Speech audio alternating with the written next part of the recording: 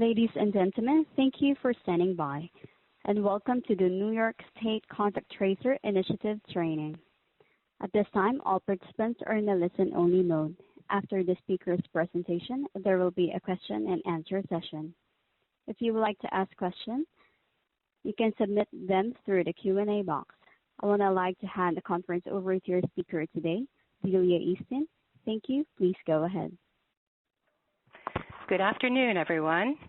Today's training is called Stop the Spread, Cultural Awareness for Contact Tracing Teams, and it focuses on Karen and Burmese communities in New York State. The goal of this training is to help you learn about the cultural background of these groups in order to build rapport and communicate more effectively with them. We're very pleased today to welcome our presenter, Shana Pugh-Dean. Shana has over 14 years' experience working with immigrant and refugee populations, primarily in the Utica area. She has worked for the Center for 10 years.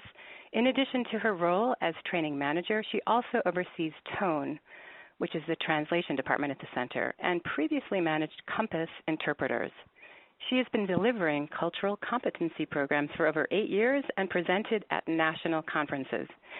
Shana holds a BA in International Relations from Utica College with a concentration in Spanish and human rights, and a master's from Maxwell School at Syracuse University, focusing on international organizations and foreign policy. And now I'd like to turn it over to Ms. Dean.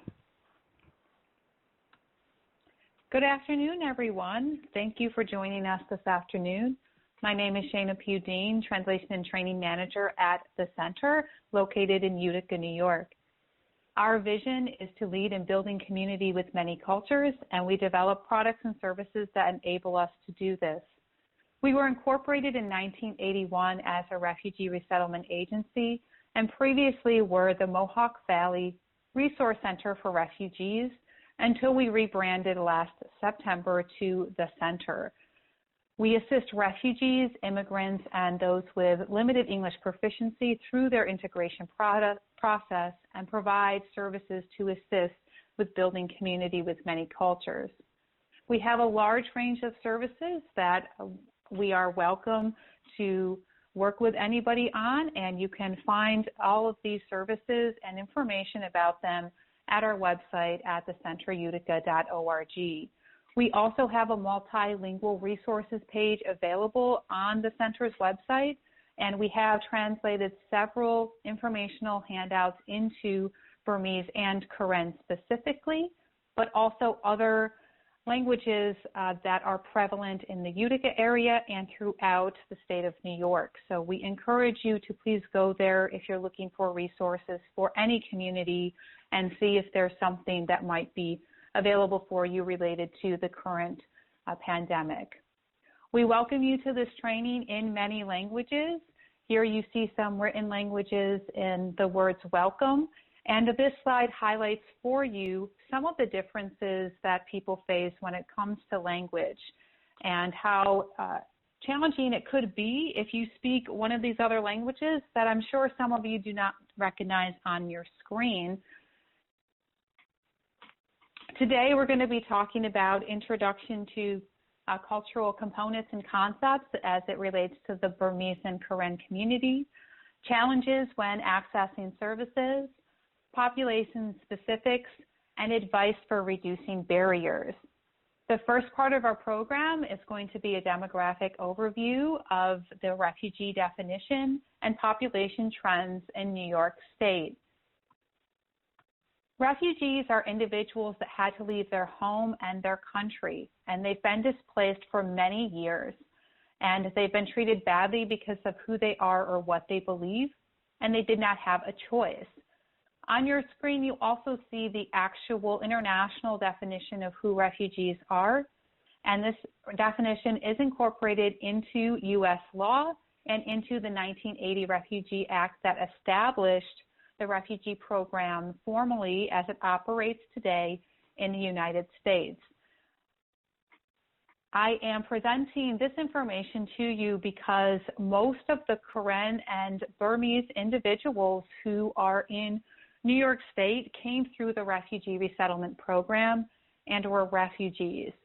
We will talk more about those communities in our population specifics, but you have to have a background and understanding of individuals' histories to understand why they might have certain perspectives or might be a little bit more weary of government organizations or have a harder time establishing trust.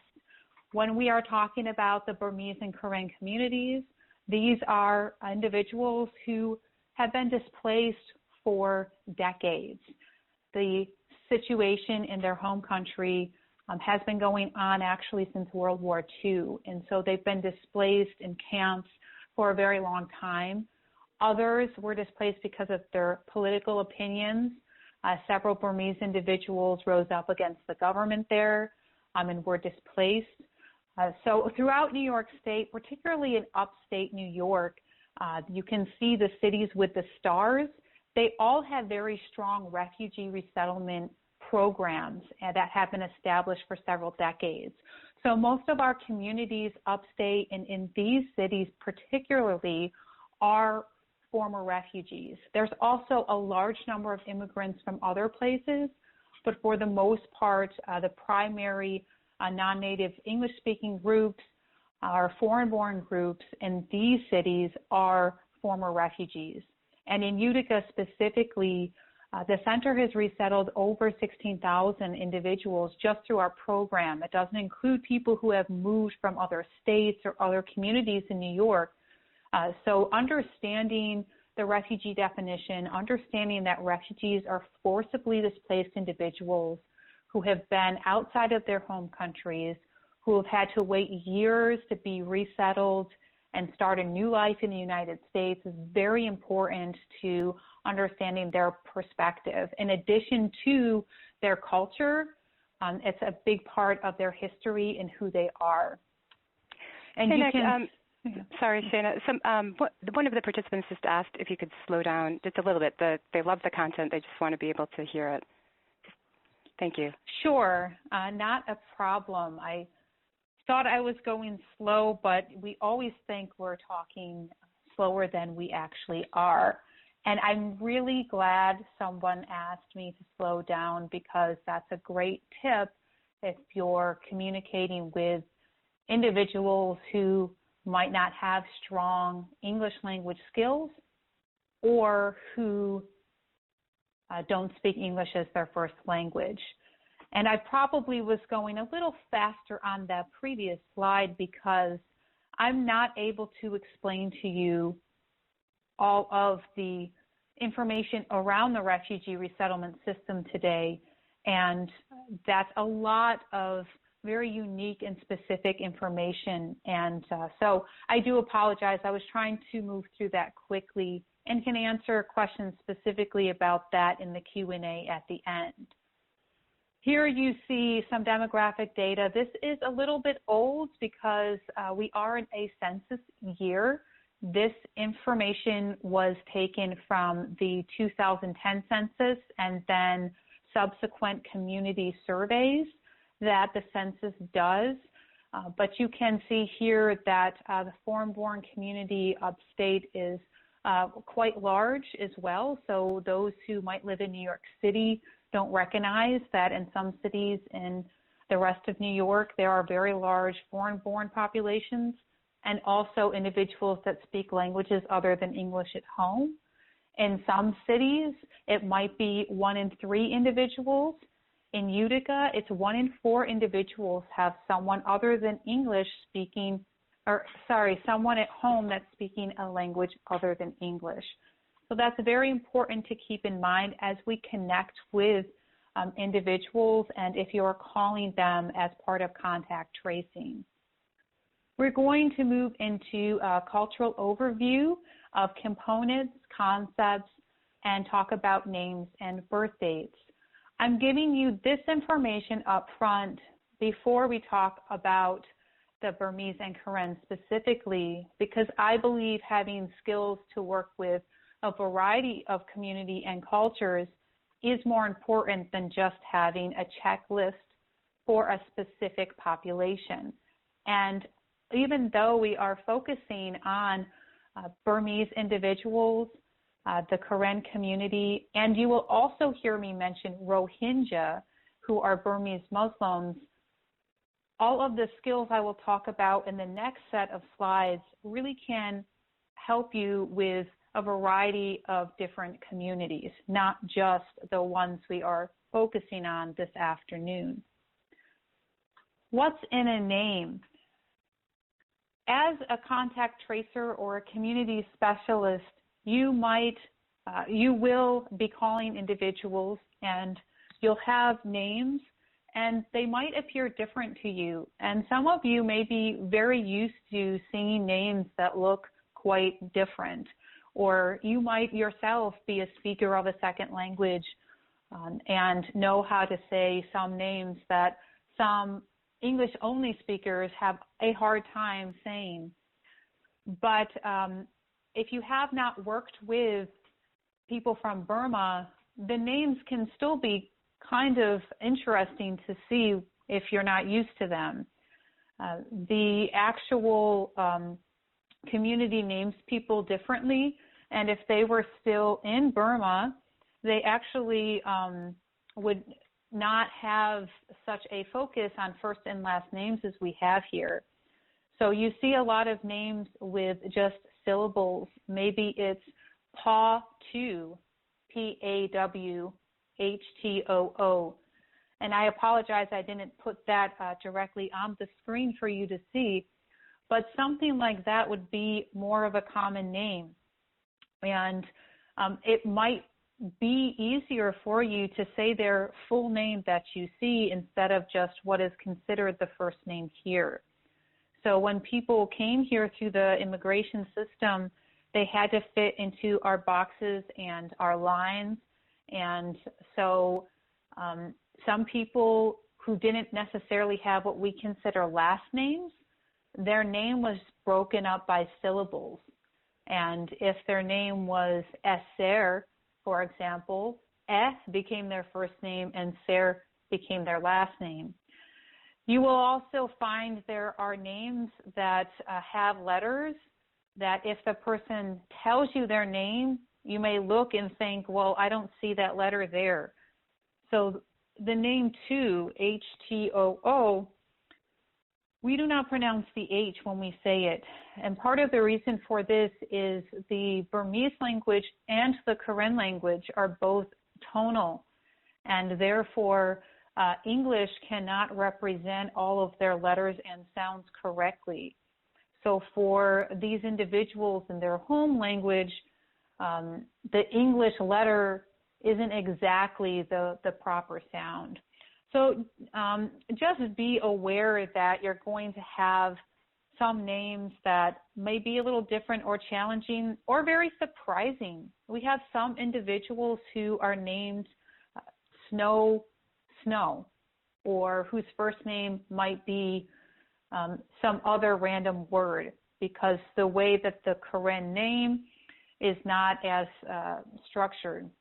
You may also find a lot of Christian names because a large number of the Karen are of the Christian faith, and so they might have a name that does actually sound familiar to you.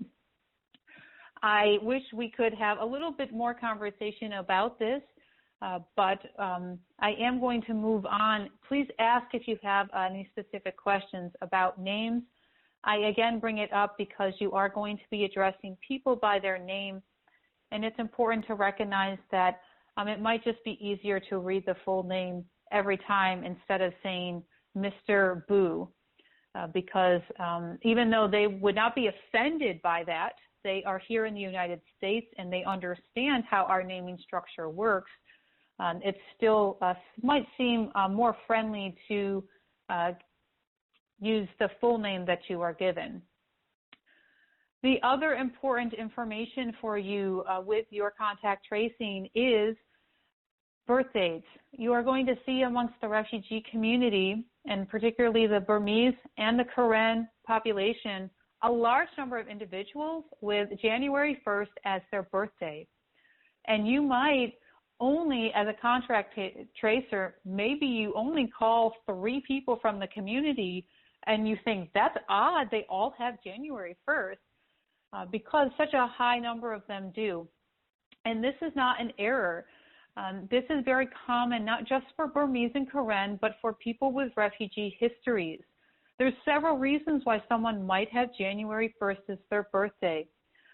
So they might not be tracking birthdays the way we do here. So this idea that everything is computerized and put in a system that we can call upon easily and track, it doesn't exist everywhere. And it actually didn't exist here 70 years ago. So if your country is in war, which is common for many people who are refugees, guess what no longer functions? The system where you would officially register birth. Or there are differences in calendars. So the calendar we use in the United States is not the calendar that is used in every other country around the world. It might be used in Europe, or it might be used in other countries and they are familiar, but they have their own calendar. The Karen themselves have their own calendar. They have their own New Year. And so for some calendars, it's very hard to decide what the date would be on the calendar we use in the United States. So it's easier when doing paperwork to just use January 1st. Sometimes there are children and they do not know their actual birthday. So maybe if you are Karen and you fled your village and you went to the jungle, so they actually fled to the jungle, and you were pregnant at the time and you end up giving birth in the jungle, you might not actually know what day it is on the calendar at all. And so then you're asked, what was the birthday of your child? And it might just be, it was the rainy season. It was, I don't know, the middle of the second month. So they might end up using January 1st. So it can mean different things for different people. For some refugees, because their calendars couldn't match, they might actually know when their actual birth date is. And this could be just a reminder of their refugee history. But just don't be surprised. You can see the statistic I just put on the screen.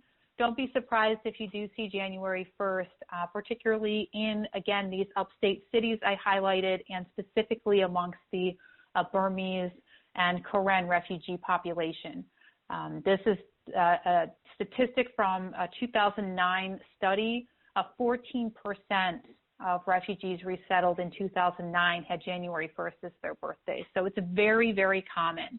And I think that's important for you to know, because it's the bio data that you're asking people for when you're calling them.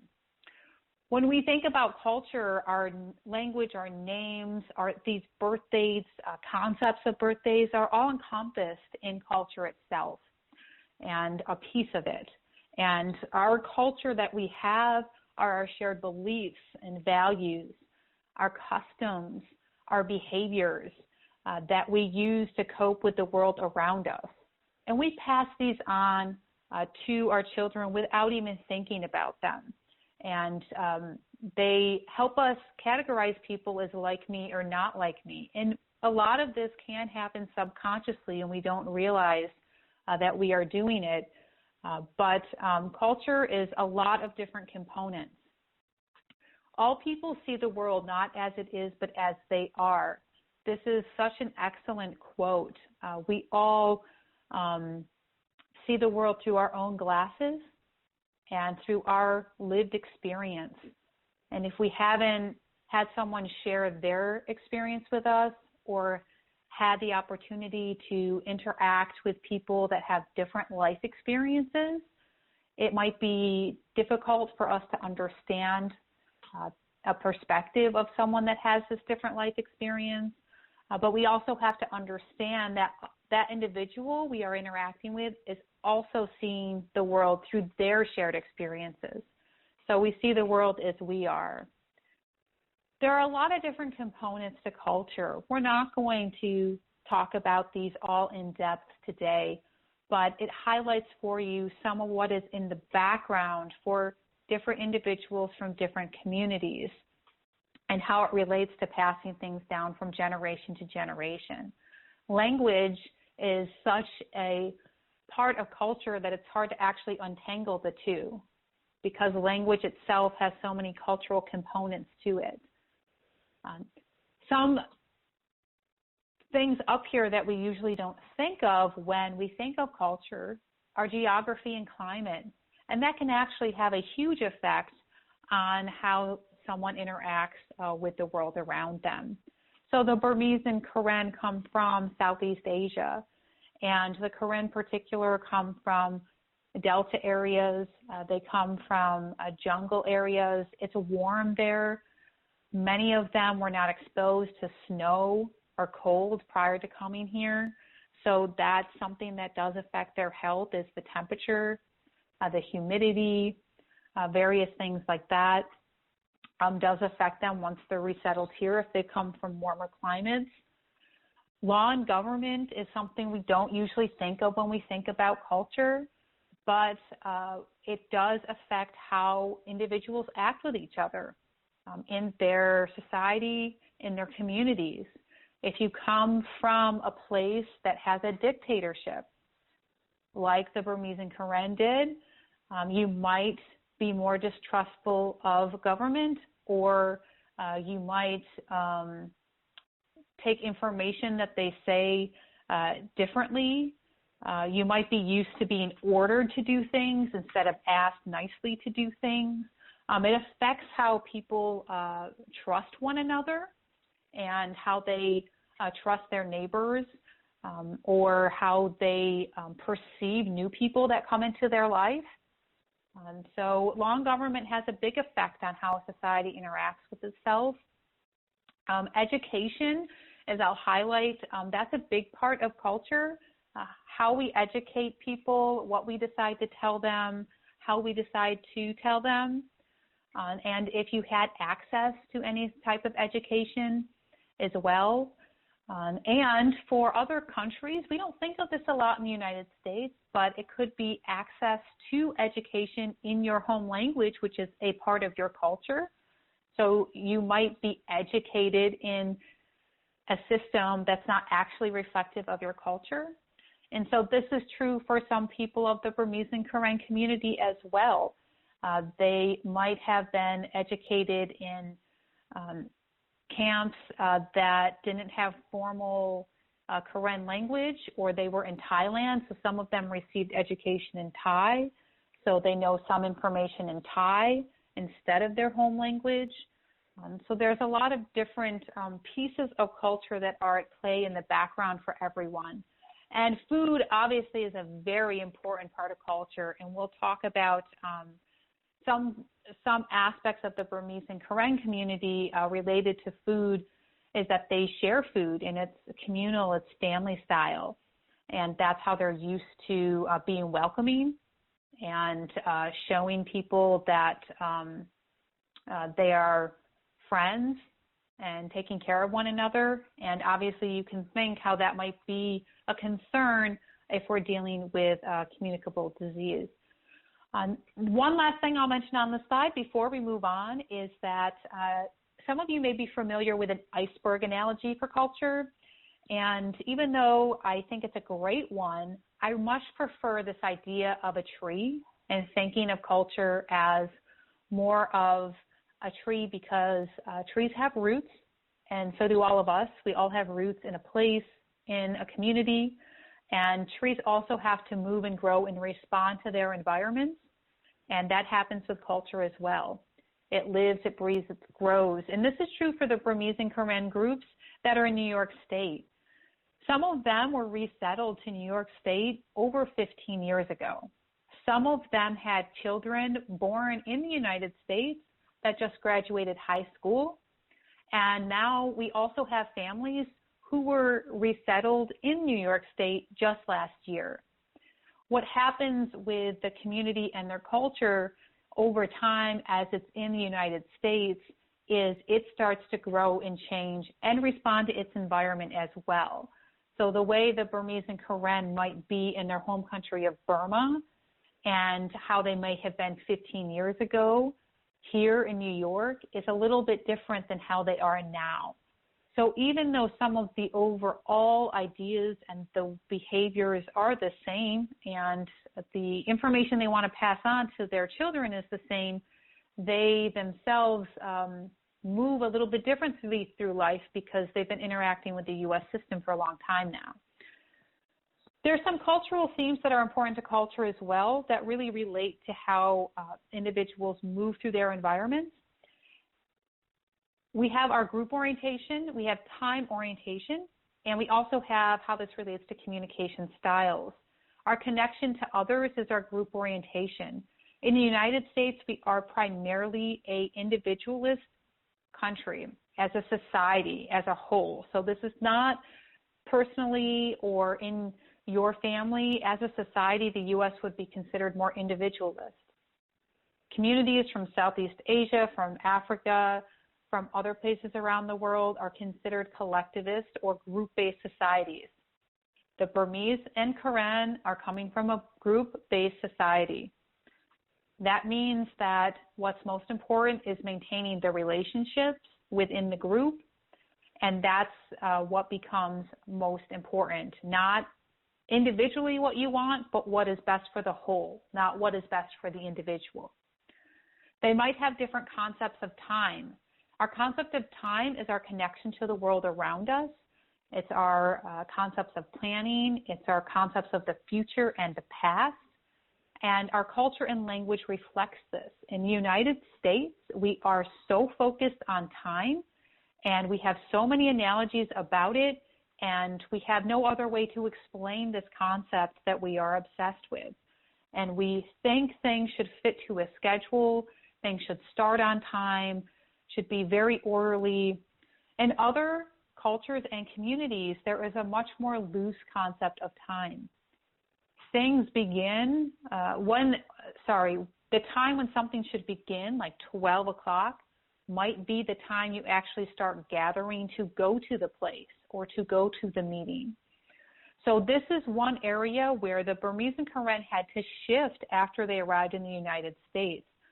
So you might not run into this calling them on the phone, but it is at play in their communities in the background a little bit.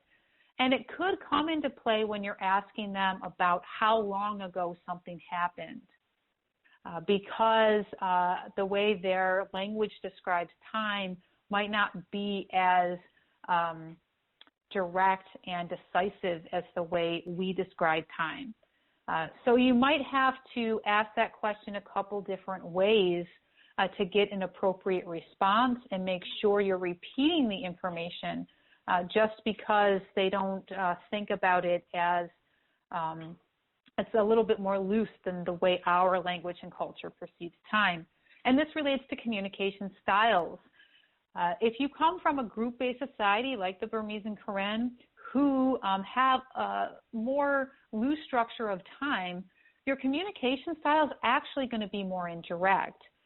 Group-based societies, they know who's in the group. They have understandings of hierarchy. They have understandings of respect. They use something called honorifics. What this means is that they might not directly call you by your name. People in the group are referred to as auntie, cousin. The translation coordinator for our organization is originally Burmese, and she has this great example. She talks about where it would be perfectly appropriate for her to ask somebody when she meets them what their age is, because she needs to understand, coming from a group-based society, how to appropriately address them. Should she call them grandmother? Should she call them little sister? In the United States, we would find that maybe a little offensive. Is someone going to be offended when you call them and you ask them for their name and you talk to them by their name? No, not at all. So don't get that impression. But they do communicate indirectly, and this group-based approach is part of that, communication indirectly. So you really have to be aware that asking direct questions might not receive a direct answer as it would speaking to English speakers. And you find that not all English speakers communicate directly either. But we still all really dislike if somebody sort of talks in a circle. You might hear stories from people that you're calling that seem irrelevant to what you asked, but there might be actually a relevant point in that story. And we'll discuss this a little bit more in our tips, that you might just have to think about rephrasing things, because people from group-based societies like the Burmese and Karen who communicate indirectly, you might have to soften how you ask something or decide you're going to ask it in a more indirect fashion. There are different health determinants, different literacy levels, and different forms of capital that this community has. So just quickly, we have to consider when we think about what may be affecting a population, that they might have different forms of capital. When we think of capital, usually we think of money, but it's not just money. People have social capital. They might have emotional capital. For people with refugee histories, for people moving to a new country where they're no longer with their culture, they've lost that capital. They cannot spend it. So they might need more context for a situation, because they've not had that lived experience. They don't understand the context of how our culture expects them to move through that situation. So they might need a little bit more detail on how they should deal with a particular situation. And you might need to explain things more, or take the time, as I had to slow down and explain things in a more simple way. This relates to literacy levels as well. So there's various kinds of literacy. There's the actual being able to read, but there's also having health literacy. And many of the individuals, not all, but many from the Burmese and Karen communities, especially if they are above the age of 40 or 50, might not have had the opportunity to finish school, and most likely don't understand health on the same level we do. Most people wouldn't have gotten sort of biology as one of the courses they should take and understand. So for some people, even the idea of how the body works can be challenging to understand. So they have a lower health literacy, and also might have a lower education level, formal education level. And also we have to consider the health determinants amongst the community that is affecting them. They have refugee histories, so they might have had they first of all had interrupted education if they were in school. They probably had interrupted medical care if they were receiving it to begin with.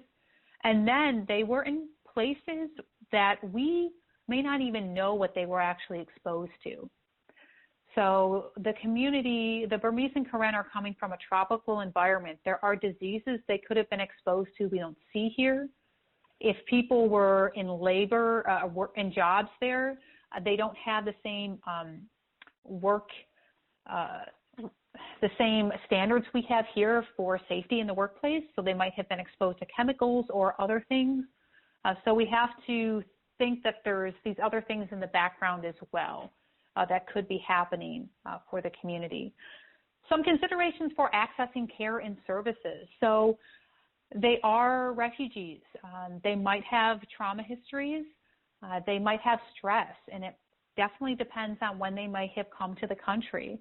If they've been here a long time, they might have stress about different things than somebody who has just recently arrived. Somebody who came last year is dealing with a different set of acculturation than somebody who's been living here 20 years, but still has family in Burma that they're concerned about.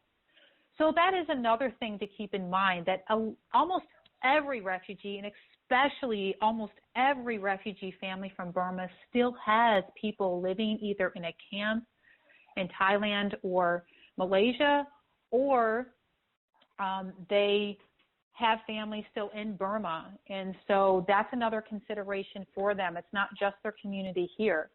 They're worried and concerned about people who might not even be here.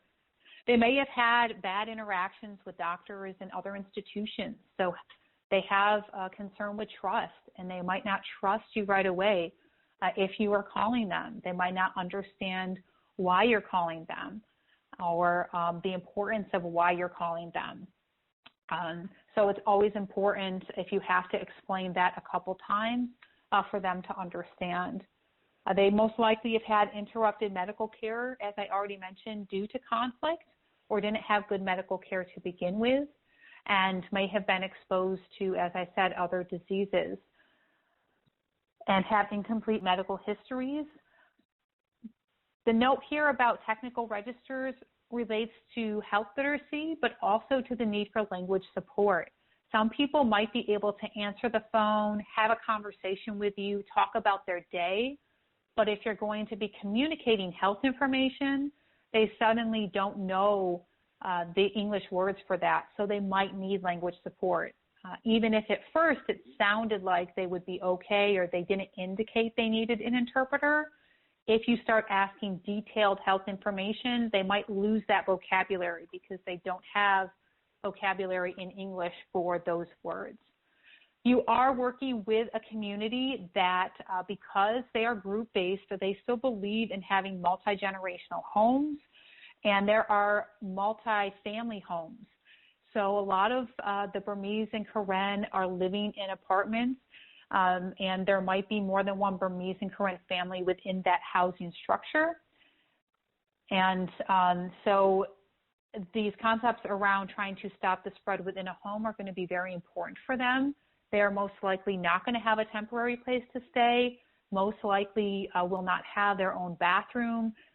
So it will be very important to already have this knowledge in your mind if you're interacting with this community, so you upfront know that you might have to take a slightly different approach, ask slightly different questions, or explain things a little differently so that the information that you have is getting across appropriately.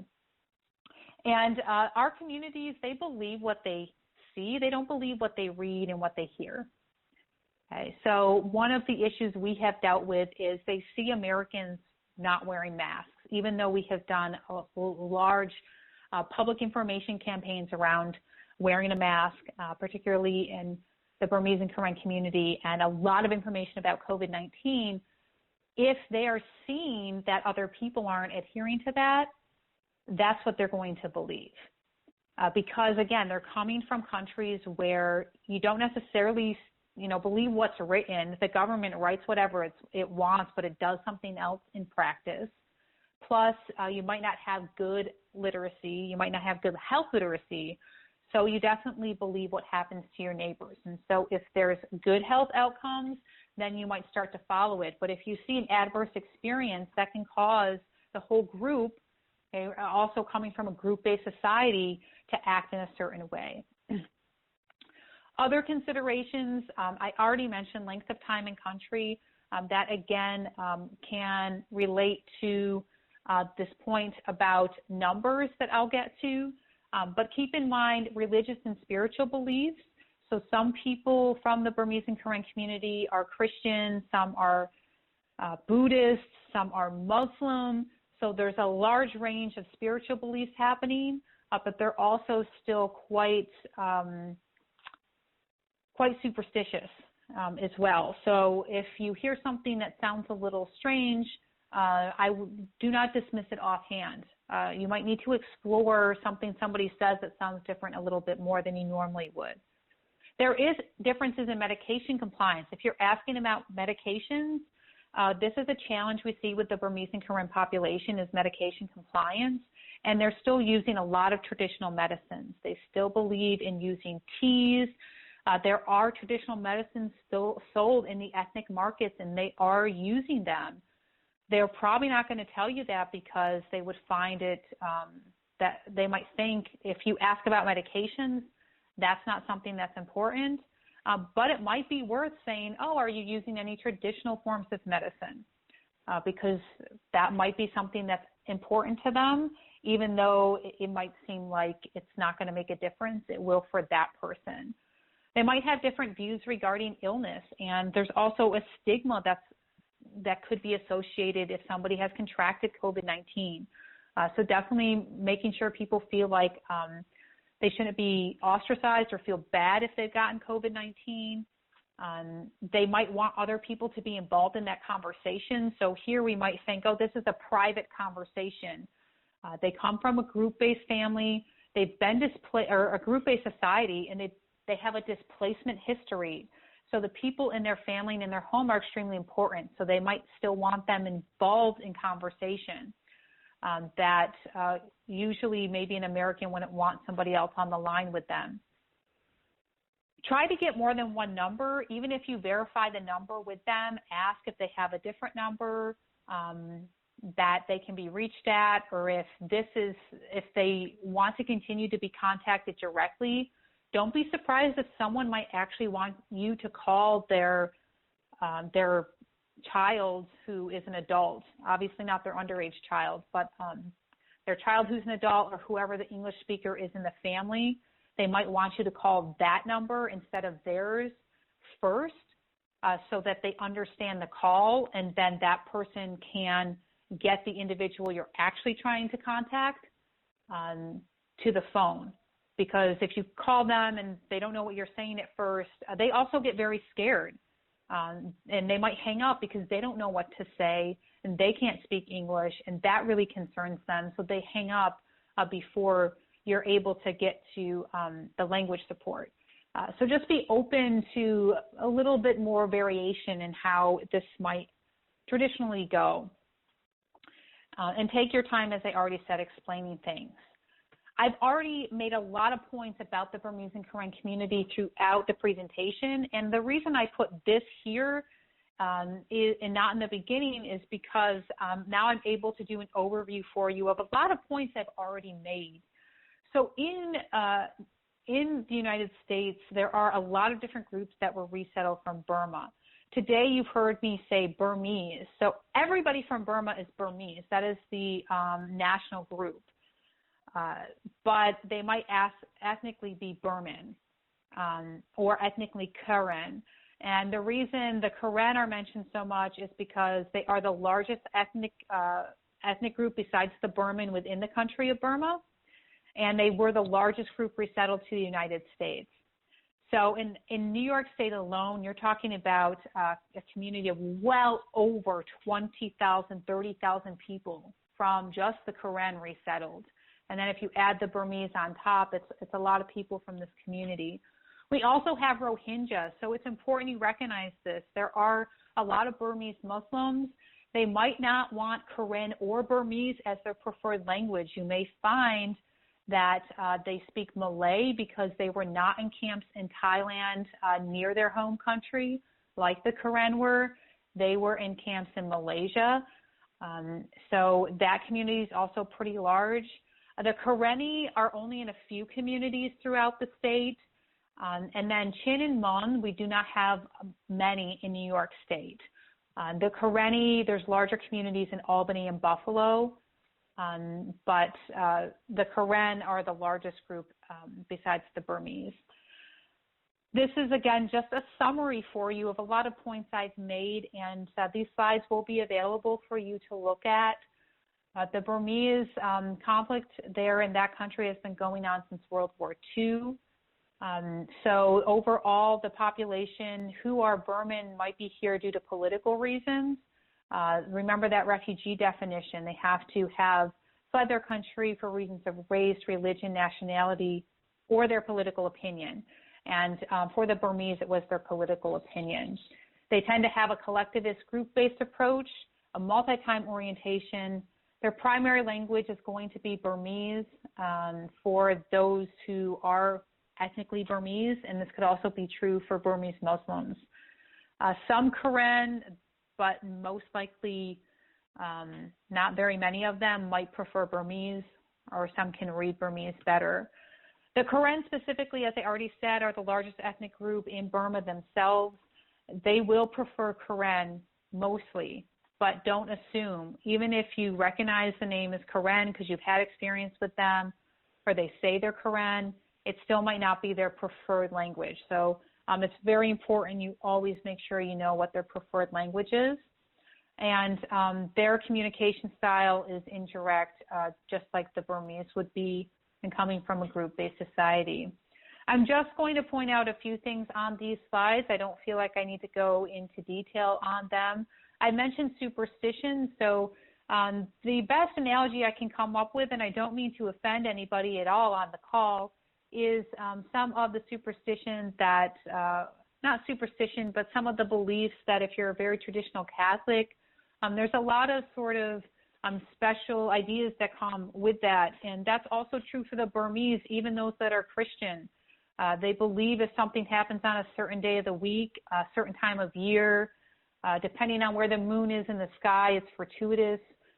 They don't necessarily like to hear bad information, so this might be another issue with COVID-19 is hearing that they are sick, and then being able to perceive that and how that's going to affect them. In some homes, particularly the Burmese Muslim homes, they may want you to speak with the husband first. This probably isn't true for the Karen community, but it could be. So don't be surprised if you find there are slightly more traditional gender roles in some homes within the population. And if we think about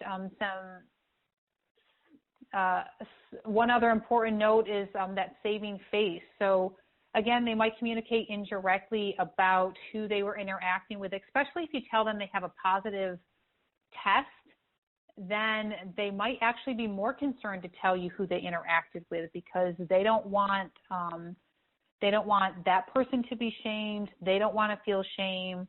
They might be afraid that other person is going to get into trouble now because they are tested positive. So you might need to explain that just because they get a positive test, again, it's not a stigma.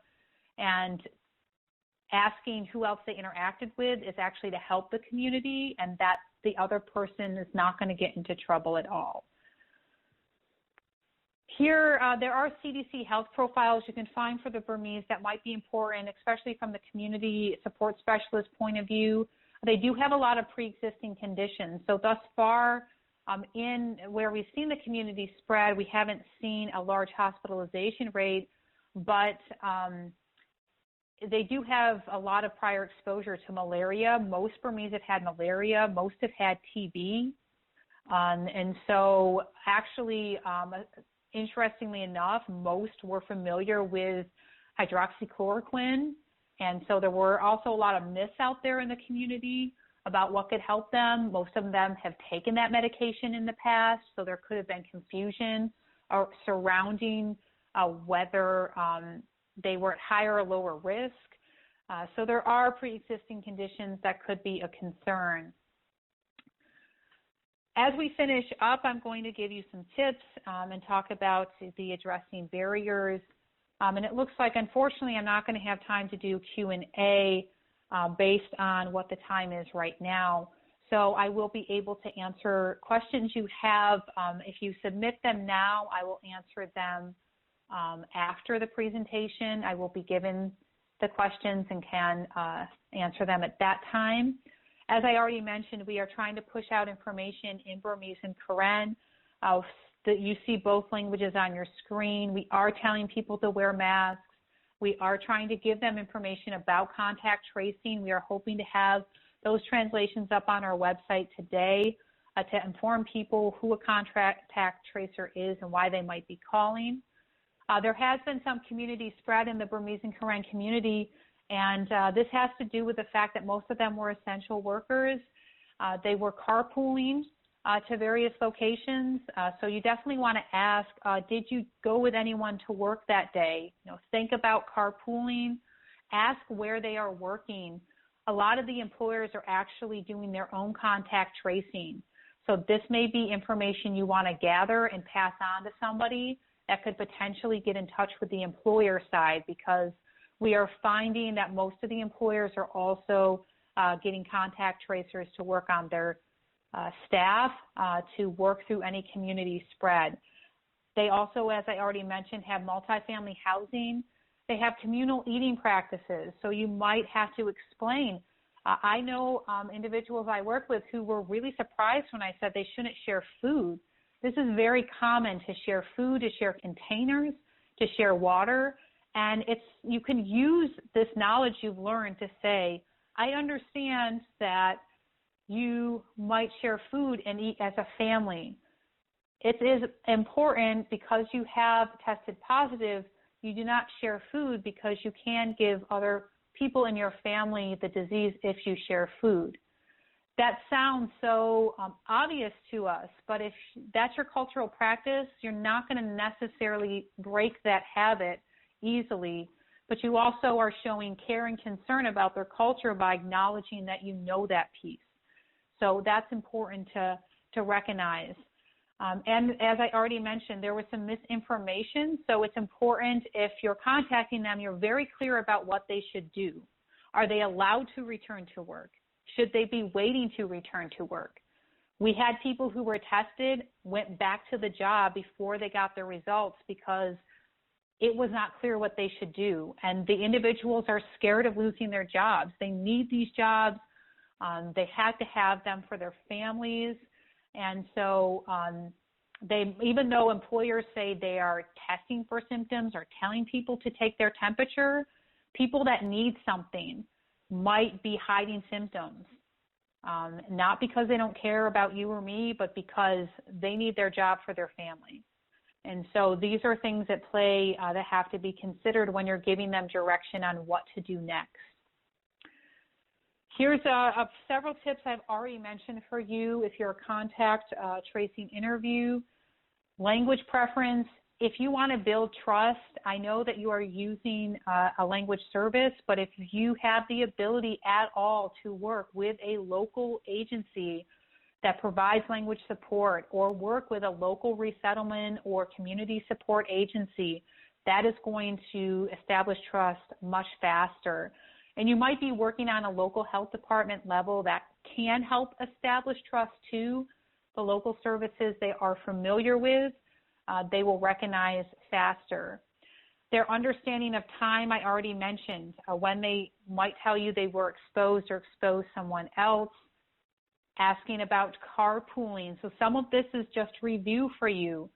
Also, understanding family is more than nuclear. So if they are using the term my auntie, my sister, ask, do you have the same parent? Are you sisters or are they a friend from your community?